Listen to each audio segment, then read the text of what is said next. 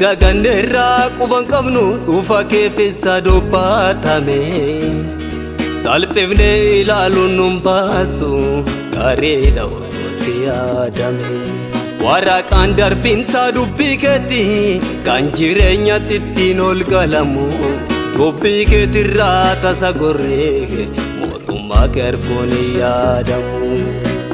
Nuuf kottu, nuuf kottu, nuuf kottu, nuuf kottu gooftaa koo nuuf kottu, nuuf kottu, nuuf kottu, nuuf kottu, maaloo maranaataa nuuf kottu.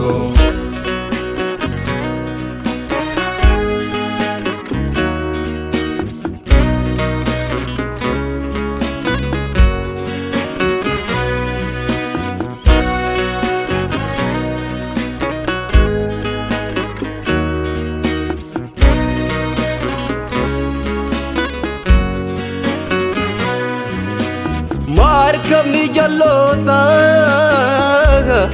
wanta gatiin qabne baatee deema du'aa maaf kanaan hubatu garaan dhaloota kee maaliif duukaa bu'aa soobata boqoqsee qulqulluu fakkaatee dhaabbata iddoo dhugaa yoo ati nun dhufne eenyu falatti laataa gaafii dhala hundaa.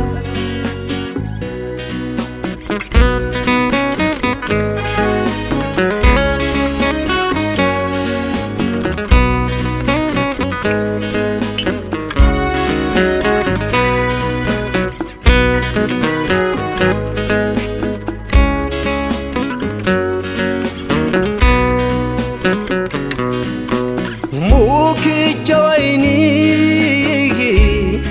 ija gaarii qabne darbee dhimma baasu kaaniin abdatamne maaloo nan taasisi waaqa koo nama dhimma baafne siin malee adeeme eenyu iyyuu milkoofne.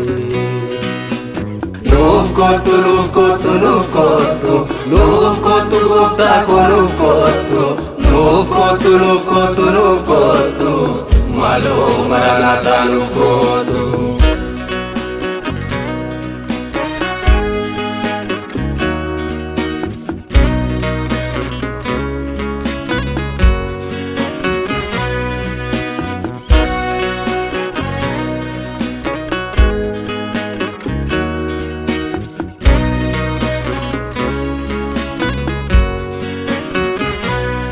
Wanti danuu lafarra guute kan ol qaafii galaana galu si kabajee seera keef bula takka yaadeen beeku sirraa garagalu biiftuuf jiini seera keef bulu akka abboomi kee caasaa eeggatanii erga guyyaa isaan abboomtee kaase yoon beeku takka wallaabanii.